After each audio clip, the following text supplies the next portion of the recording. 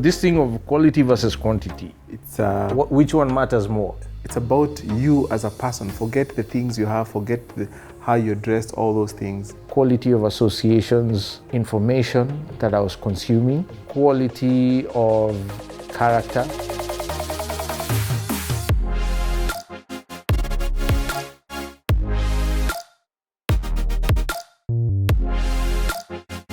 Welcome to the tea. Greetings, thank you so much for tuning in. Welcome back. We're about to serve you some more tea. And this time we're going to talk about quality versus quantity. I am Solomon Wangwe. I am Pius Muchiri. Welcome to the tea. Awesome. Thanks for ushering us into the conversation. Into the tea. Yeah, to the tea. So this thing of quality versus quantity, what say you? It's Which one matters more? And when does it matter more?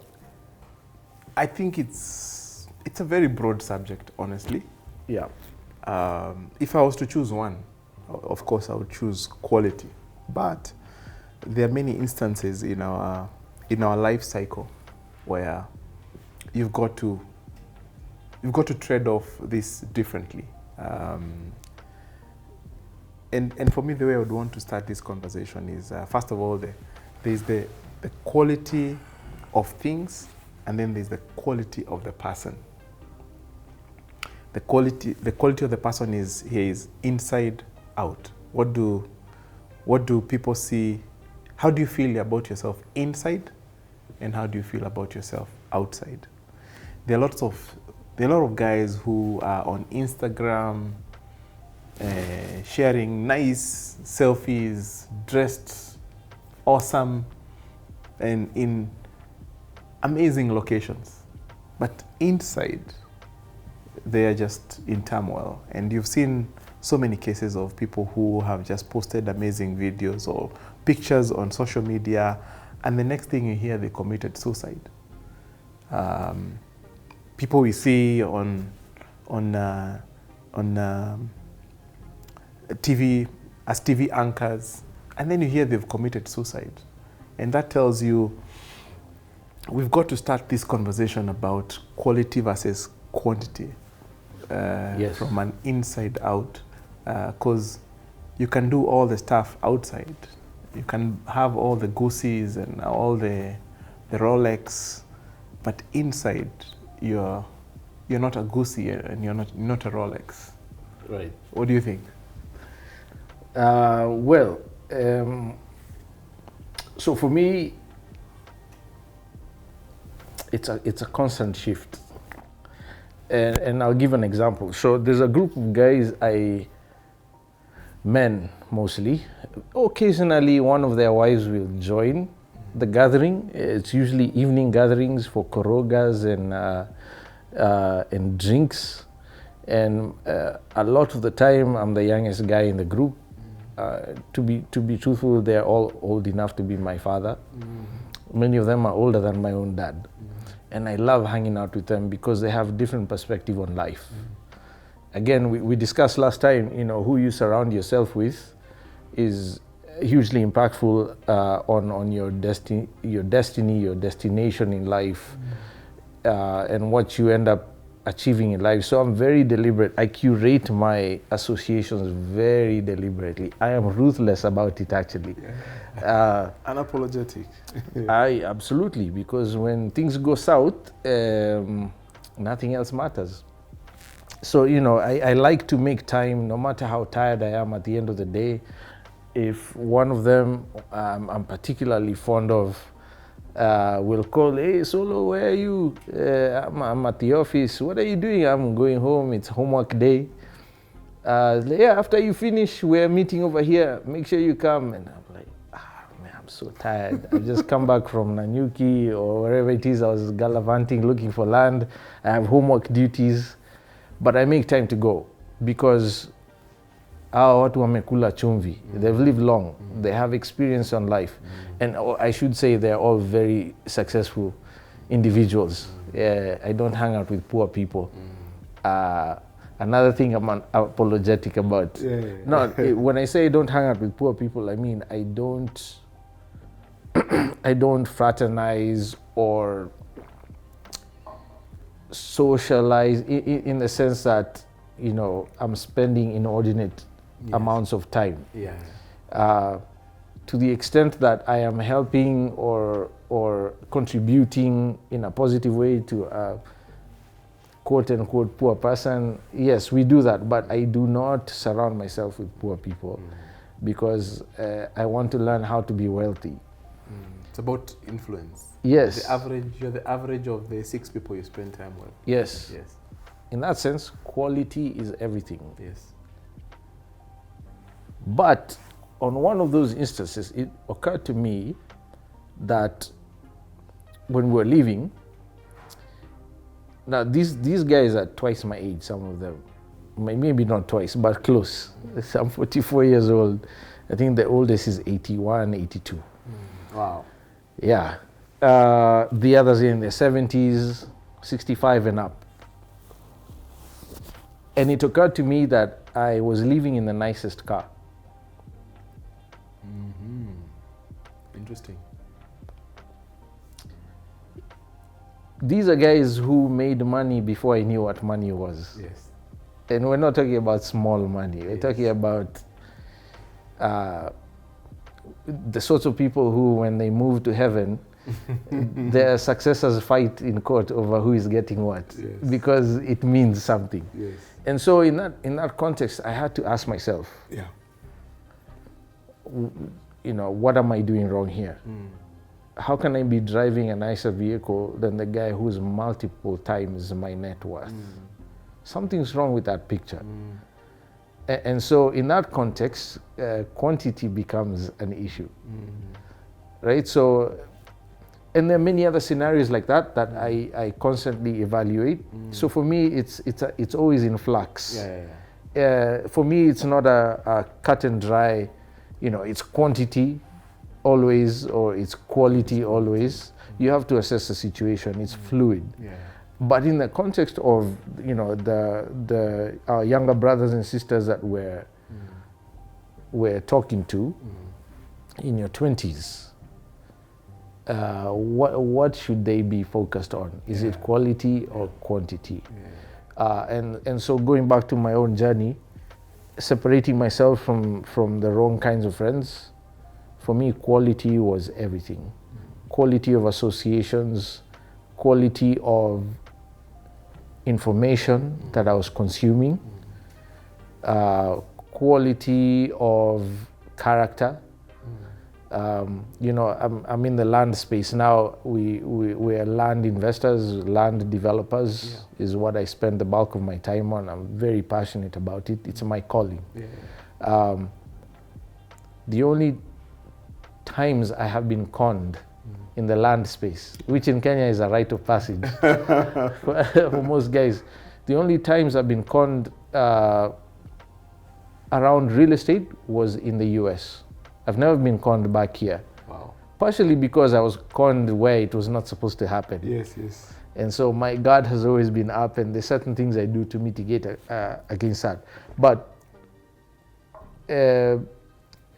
quality of character became very important to me after those experiences, because these were people I met in the context of church. One was actually an associate pastor. And so to this day, you know, every time I meet people, we're doing a deal or meeting socially, you know, those guys who come, hey, praise the Lord, my name is Solomon, I am born again, and Jesus Christ is my personal Lord and Savior. Me, I chomoa the crucifix and the garlic. Like, stay away from me. Don't tell me, show me. Yes. Those are the kinds of guys who conned me in the US. And so in that context, quality of character is everything. So because of my own experience, I would say to the young guy, focus on quality. Because it'll impact the rest of your life in ways you cannot even compute yet.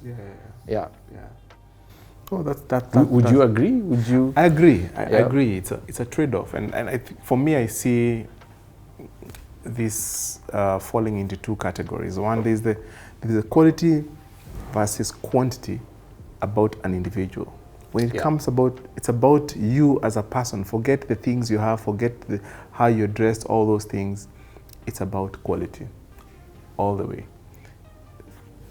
You need to develop inside. You need to be stronger inside than outside. You need to be more quality. What is inside is what really comes outside. And that's why you can see people who come and identify themselves of a certain religion, beliefs, they do not live to their words, because on the inside they are not what they are professing to be. It's not that it's not that there's something wrong with Jesus Christ or the God that they believe in. It's just that they are. This is part of their sales pitch, rather than something that is inside. So I would want to set that aside. Now let's come to things. For me, things is where now it's a trade-off between quality and quantity. And I want to give an example. Coming back to my story, when my dad lost his job and we entered into this financial plunge, I actually started buying myself clothes when I was in standard 6, standard 7. I used to be given a shilling every Friday, and I would use 50 cents and I would save 50 cents. And then on closing day, I had some money. I would go all the way to Gikomba to buy clothes, to buy myself clothes. There was never an opportunity for me to go and ask my parents, can you give me money to go and buy clothes? So I had to learn how to do this. How old are you? I was, 12 years? From 12, you've been buying your own clothes? I've been buying my own clothes. Wow. And that was good, and it was bad. Yeah. Bad in the sense that it was very painful. Good in the sense that it also made me very aware of things like fashion, style, all those things. So I knew exactly where to get what in that whole place. Even today, I kind of have a map of the entire place.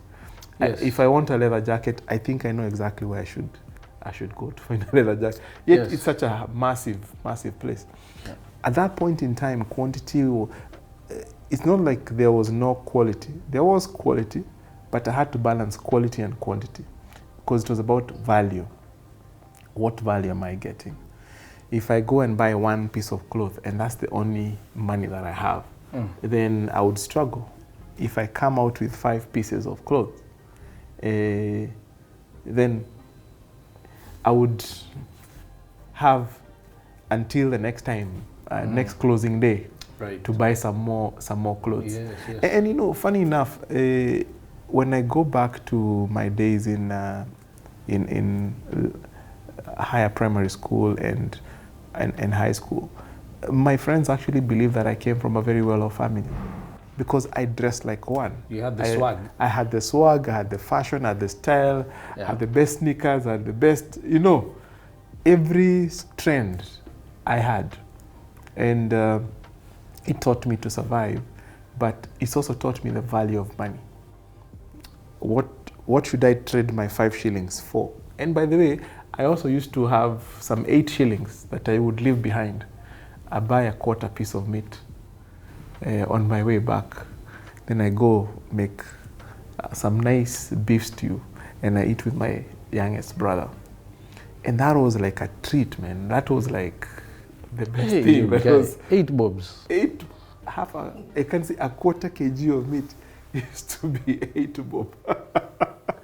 I guess you've dated yourself immediately. Yeah. Because I don't remember the last time I paid 8 bob for anything. Yeah. But the thing is when you in this combination of quality versus quantity. Yeah. It's the value of money. That's what really balances the two. And then you're like, okay, do I feel I've gotten the best utility? There's something that we normally say in investment. a good company is not necessarily a good investment, and a bad company is not necessarily a bad investment. What do I mean? If you find two cars outside there that are on sale, one is a Mack and the other one is a Toyota. The Toyota one is beaten up. The Mack, very well maintained. It is, looking posh. The Mack is going for 3 million shillings, and the Toyota is going for 100,000 shillings. That means you're looking at ex-Japan imports. Ex-Japan import is 100,000 shillings. The true value of the Toyota in the market is 400,000 shillings. The true value of the Mack is 2 million shillings. Now, which one will you buy? The guy who buys the Toyota will have much better utility than the guy who buys the Mack, because the moment you fork out 3 million shillings, you are 1 million you've down. Lost a million bob. You've lost a million bob. Yeah. The moment you buy the Toyota for 100,000 shillings, you are up 300K. I hear you. And honestly, for me, it's a very subjective thing, because while one would argue, and this is why, I find it hard to answer that question in a either or situation. Yes, because, black and white. So if we're saying I have 3 million bobs today, Nikona 3 millions, I can buy the 3 million shilling Mack, or I can buy the Toyota for 100K. Yep. Honestly speaking, I'm gonna buy the Mack. Why am I kulaiing hard life on the Toyota? I have the 3 million. It's not like I don't have the 3 million. Yes. Why? Because at this point in my life, I value the other things that come along with the 3 million shilling Mercedes-Benz. That means I lose a million bob the moment I drive it off. Yeah. Because this is a conversation I've had with different people. So what factors are you valuing? Yeah. And I think it matters depending on where you are in life, your Yes. age, Yes. your income opportunities, and so forth. Now, it's in the context of the scenario I just painted earlier, me leaving the Koroga and in the Porsche's car. In the Porsche's car, Yeah. and I've just been hanging out with gentlemen old enough to be my father multiple times. If we compared ATM account balance statements, mine would be the smallest. Yeah. I do understand for them, because I've asked a few. Yeah. So like, dude, you're collecting 15 million bobs a month in rent. You have businesses, you have shares, you have this, you have that, you have land holdings. I just had a very interesting meeting 2 days ago with Mzee, who, words out of his mouth, I'm a dollar billionaire, but I'm cash poor. Yeah. Or a shilling billionaire, but I'm cash poor. Yeah. Because his assets are worth a boatload of money, but his liquidity is low. Yeah. So for them, it's a question of, listen, I'm 65, 70 years old. I don't have the liquidity to blow money on the sort of vehicle you might be comfortable buying now at 44 years of age. Because should something happen, my health fails, my wife's health fails, crisis in the family, I don't have room to maneuver. Yeah. And so, I felt less irresponsible at that point when he gave me the answer, because I was seriously starting to judge my spending decision. Yes. Like, why am I driving this car? I have no business driving this car. If wealthier guys than me, older than me, more experienced than me are driving less expensive cars. Yeah. Something's wrong with my financial. Yeah.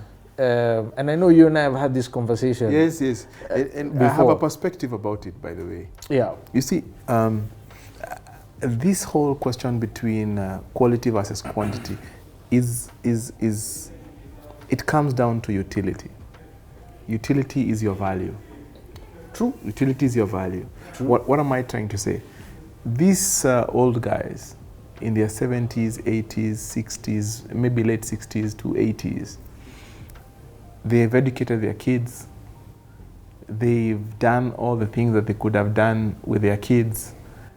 It's just them, husband and wife, at home.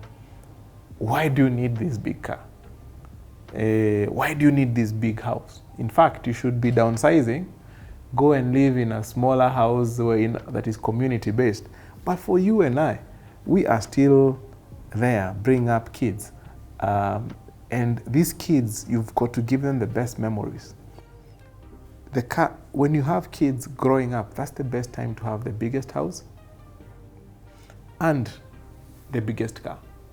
Because once they are gone, the utility for that thing just disappears through the window. Yeah. And that's something that sometimes tends to disappear from us, that we are in very different phases of life. I remember one of the PAs of the late Dr. CK.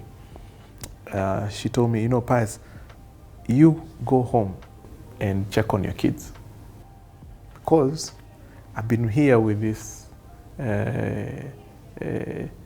very respectable Dr. CK for over 20 years. And when his kids were young, he used to run home by 4, pick them up from school, take them home, settle them down, and then he would come back to work. So he did the runs. Now he can stay in the office for many hours, the quantity. But if you do the same thing, you'll miss an entire season that cannot be replayed. Yeah. So for me, that's why I don't feel apologetic at all about driving a nice car and being in a big house in this phase of my life. And that's why you should also not feel the same way. And because I tend to think we are kind of deriving the same utility. Yes, because we both have kids around the same age. Exactly. So yeah, Exactly. the utility is important. The utility is important. So even for back to the Toyota versus the Mac, it comes down again to utility. If you're in your 20s, you have 3 million bob. Honestly speaking, why spend 3 million bob on a Mac, and it's a liability that's going to be diminishing from that point onwards? You have no wife, you have no children, life is just beginning, all your expenses are probably covered by your parents, I'll tell you why. Yeah.